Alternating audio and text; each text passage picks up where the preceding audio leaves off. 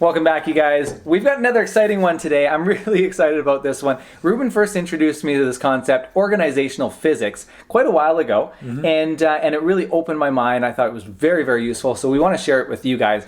Don't worry, this is not going to be too complex. We're not talking about physics today, but we're talking about put some formulas and complicated. Yeah, it's going to be complicated. I'm going to throw formulas on the screen for you guys. No, it's not going to be. There's 4 different types of personalities. This is not what you guys have heard before, unless you've read this book. But 4 different types of personalities that really identify how people act and react and how they work together and all these kind of things. And I think you guys are going to find it super useful. Ruben's going to go through and explain each one of them. And this is very, very beneficial for if you guys are looking for people to be part of a team. Doesn't matter if it's a business team or just a group that's working on a project or something. But how to identify their traits and their personalities and how that's going to help people work together and who's going to be best fit for certain tasks. Why don't you dive into it? There you go. So, I've hired people many years. And in the beginning, I was thinking, there's some people that are useful, some people that are useful. Yeah. And I was wrong. Big time, right? Yeah. Through life showed me that everybody is useful. Everybody. If you have good work ethics, you're going to be absolutely useful, but it has to be the right task, right person, the right task for the person. Yeah. And this fit was a handicap that I had because of this thinking process, because I thought that certain people were not useful for my organization at all. Right? Exactly. Yeah. So it's very simple. There's a quadrant. Just imagine 2 lines cross in the middle, right? And you see.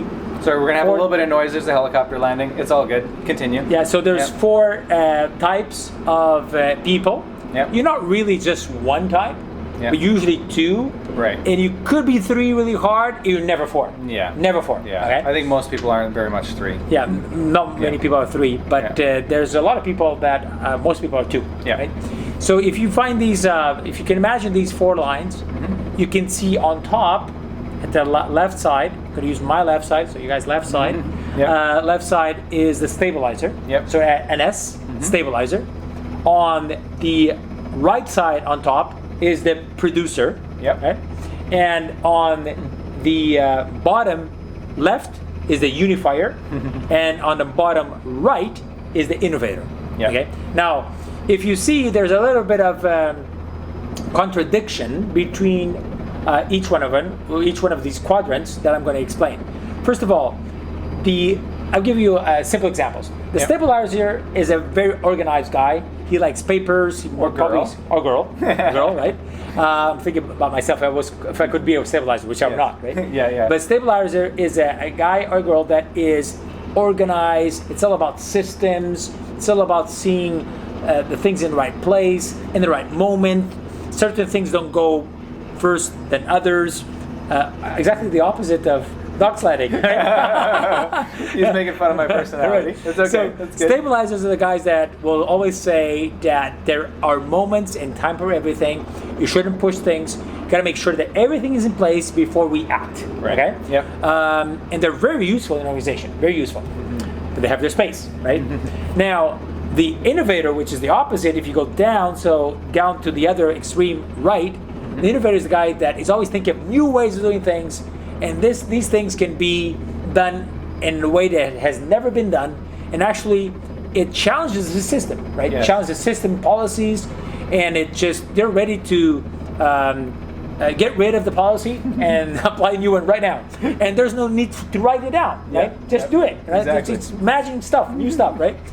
Together with the innovators, I'll go another way now, is the producers. The producers pick up stuff and say, is it to be done? Let's do it now, right? And they go, and they don't care. They don't care if you like it, if you don't like it, if you're a team member that actually appreciates the decision or not. They don't really think it's important to have everybody on board. They just go and do it, right? Yeah. If you want to get something done, get a producer, a P, right? Yeah.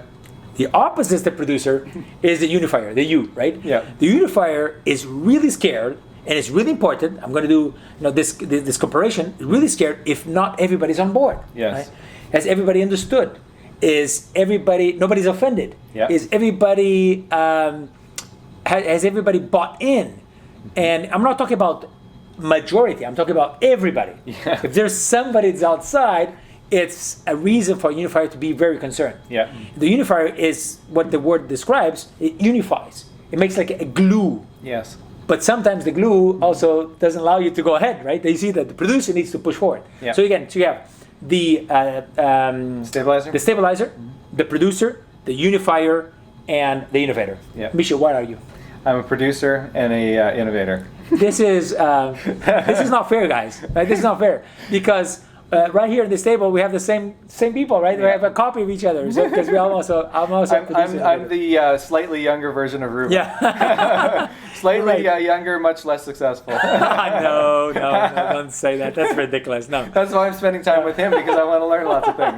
That's nice. Okay, so we are both producers, innovators, and we have trouble with systems, don't we? Yeah. Do you like paperwork at BC Helicopters? No. but I have people that are good There at you it. go. Yep. There you go. Yeah. So you have... I'm going to let you continue here because you're on a sweet roll, but I don't want to cut you off. Yeah, You're going to keep this in your mind, right? When we were on our world trip, we talked about this concept, not using these terms, but about this concept, because we were flying around the world and we had this team called our ops team, okay? Operations, and they dealt, their company was General Aviation Support Egypt, and they dealt with all the operations of our permits, all the handling, all the paperwork, okay? red tape. Everything to do with red tape, filling out forms, getting permits, all this kind of stuff, for us to get into all these different countries that we're going to, plus 46 countries on our trip around the world, okay? And we were talking about this because we were dealing with them because of the time zone differences. Sometimes they would be like 2 in the morning, 3 in the morning, we'd be calling them, we'd be messaging them, hey, we need this, what about this? And they would be messaging us back at all these crazy times and doing this work that, to me, just feels like the worst possible work that you can do on planet Earth, right?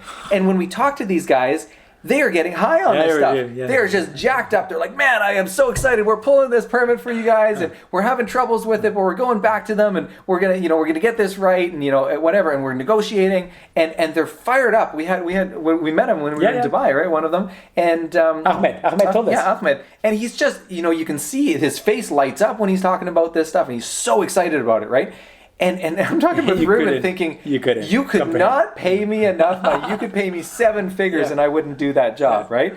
And I repel that kind of stuff because it's not my personality. But I'm very, very happy that this world has completely different personalities to be able to do very, very well in talented jobs, or be able to be talented at different types of jobs, and to fill in these different areas to make a system work properly. There you go. So a system, right? Yeah. Because the team is really about the system. Yeah. And it's like a body, right? You don't ask the eyes to do the work of a hand, right? Exactly. But you need a hand, you need an eye.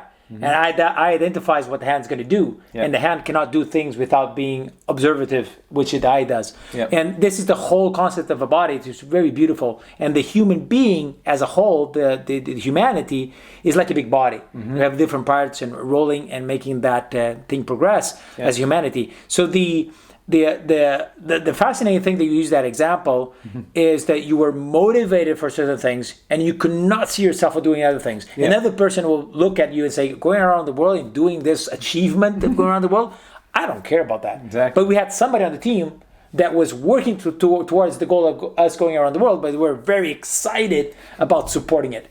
That's the systems guy. Right? That's the systems guy. That's the systems guy. Yeah. You really are never four of them. And also the mix, the quantity they have, each one of them is different. Exactly. We're not exactly the same thing. No. Right? Yeah. I don't know if you're more of a producer or innovator. What do you think you are? I would say I'm more of a producer. A producer, right? Yeah, you just go. Yeah, right? yeah. Just because sometimes I'll go too much and I won't have the qualities of an innovator as much. And then systems as well, like I'm pretty low on the systems, but I definitely do have a fair bit of unifier.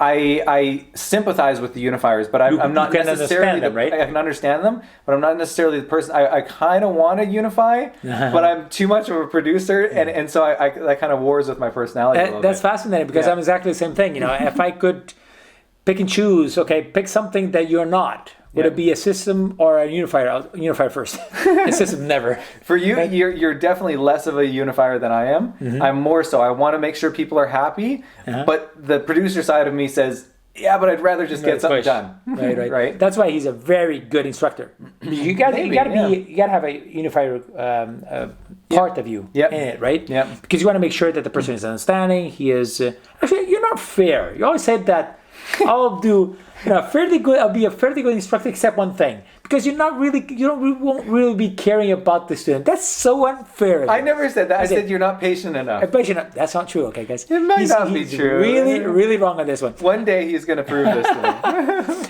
me. The unifier is the guy that really makes sure that everybody's happy. Mm-hmm. In an organization, satisfaction is very important. Yeah. I believe that if you don't have a unified organization, it will get to a point it could collapse. Yeah. And that I've seen situations, different projects. I won't say exactly in my organizations, but a little bit throughout, that people have been frustrated, have left. Mm-hmm. And you actually have lost good talent because you were not able to unify, make sure that human resources, right? There's a whole department that is headed up by unifiers, right? And if you have, you're all about doing stuff like BC helicopters. If you do, you go to Transport Canada, show them that you have done all this stuff. Nothing is documented, nothing is prepared. You're done, right? You're gonna close your doors, exactly. right? You got to have good systems. That's a system, the value systems. So you need a person to be taking care of that. Like accounting is extremely important. Yeah. I like accounting in the basic terms, just to understand where the numbers are. Right, and I understand balance sheets and income statements. That's easy for me. But I don't like to do them. Yeah. Even just sending my receipts to my assistant, she does my just the bookkeeping of things and reporting to the accounting and everything. Yeah. I go crazy just with a receipt. Right, just scan the receipt and where are the receipts, and I lose receipts. You know that, right? Yeah, you don't lose any receipts. Oh man, the world trip, man. It was funny. It was funny. But there was receipts coming from every pocket, every bag. There's just receipts falling out. But he was very diligent to not lose one. I don't know. I don't think you lost very many. No, if any. I was stressed of losing a receipt. Yeah. But a systems person would have had a nice binder for that. Right. They would have kept everything in there. Okay, this is in this category. Going to go in there. They would have had a system. But that my desk in my life is pretty that. I'm not pretty like that. I'm trying to be very disciplined, and I don't believe that you're really closed in what you are. I don't think you will master, and I don't think you'll master. I'm not sure about mastering, but I don't think you'll be delighted of doing it. Right. But I think you can be disciplined Absolutely. on, like you said, about being a unifier. Yeah. Because it's about also emotional intelligence and being aware of what is important to live in this world and live in society and how you're going to be able to interact efficiently with somebody. Another episode we're going to talk about probably persuasion and how we're going to use persuasion in a good sense to have a win-win on that multiple decision. But again, the base of this, and I think we are probably wrapping up here because we have identified the four of them and given different examples, but we would like to see in the comments and also how you guys see yourselves. Is it a system person? Is it a producer?